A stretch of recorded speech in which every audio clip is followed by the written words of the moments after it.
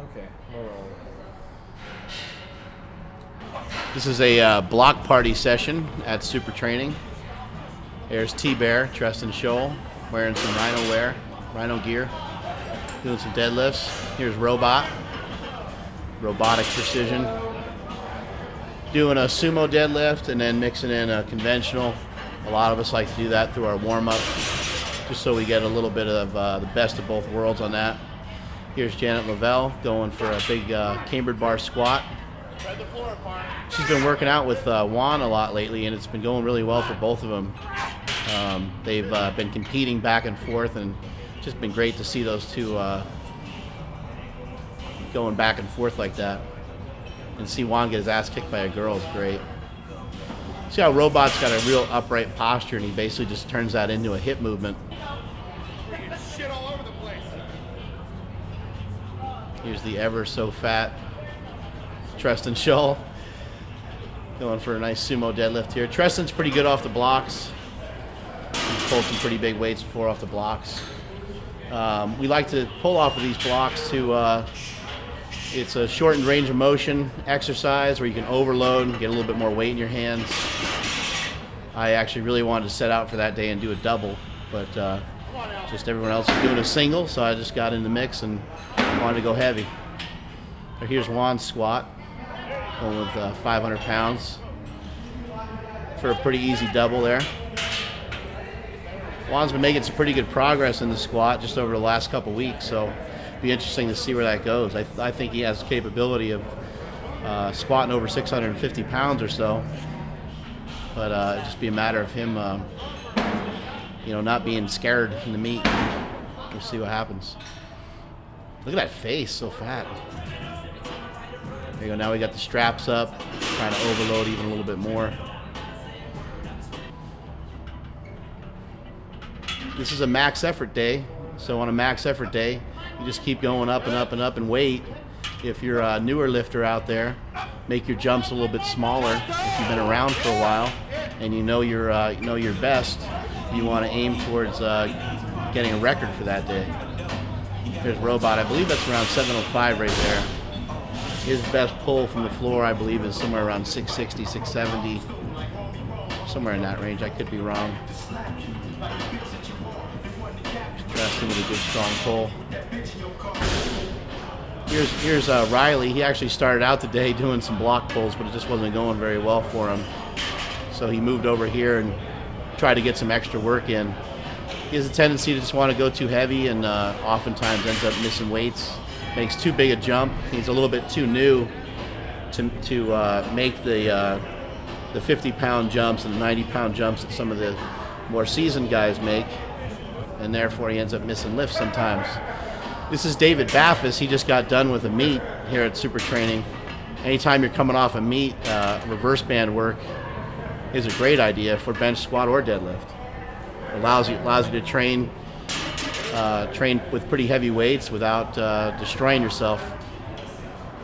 Here's Austin Baumgarten working in his Inzer Leviathan squat suit, working on some sumo pulls. Austin has a tough time locking weights out. His positioning's a little better nowadays, so I've seen a lot of big improvements on that. You just got to continue to work on refining that lockout a little bit better. I believe this is getting into the 750-pound range, 760 maybe, somewhere in there. Matches my best pull from the floor, but I pull better from the floor actually than I do from blocks. The reason is I build up more speed, more momentum off the floor. This is Janet going with a big squat here. I believe that's around 550 pounds. Got some strong legs.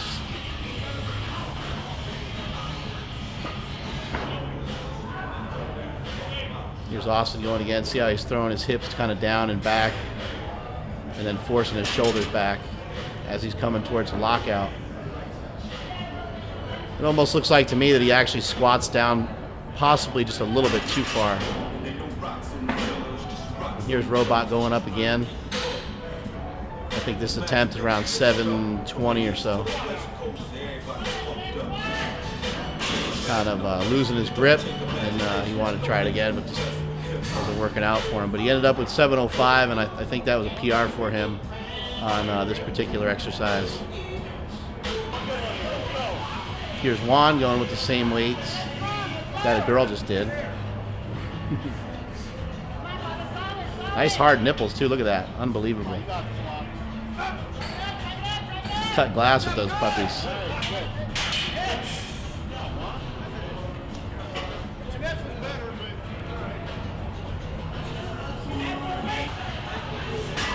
The reverse band deadlift is going to give you a little bit of boost off the bottom, and then it's all you at the top. So it's still going to work your lockout, still going to work your grip.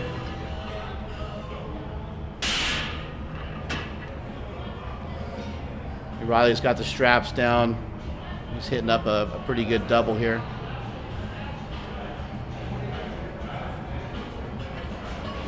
Pretty good form on that one. He's got to lock his knees in a little better. His knees are starting to sag a little bit at the top, so he's got to flex his quads and his glutes more at the top of that lift.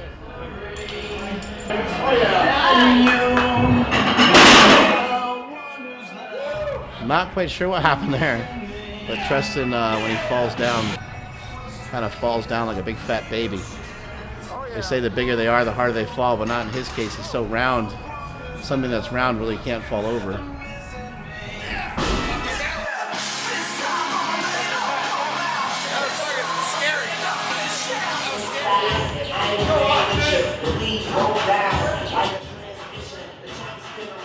Here's Austin going with around 550 now. You see, in my opinion, I believe his feet are pointed out too far on that one. And that's why he has trouble locking his hips in and flexing his butt. You can try this experiment at home, naked. Anyway, you try this experiment at home. Try to get out in a really wide stance. Go ahead and point your toes out, and go ahead and try to flex your butt as hard as you can. Get in that same stance, point your toes forward, and flex your butt as hard as you can. You're going to see a huge difference in how much ass power is generated when your feet are pointed straight ahead.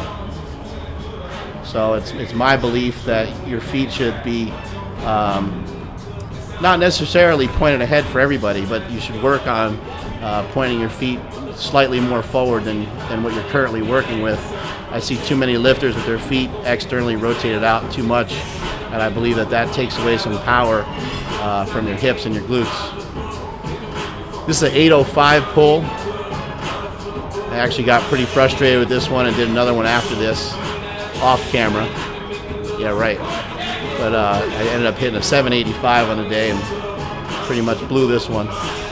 But I also missed this one because it's my second heavy pull in the same week. And you actually notice my form is all fucked up and everything too.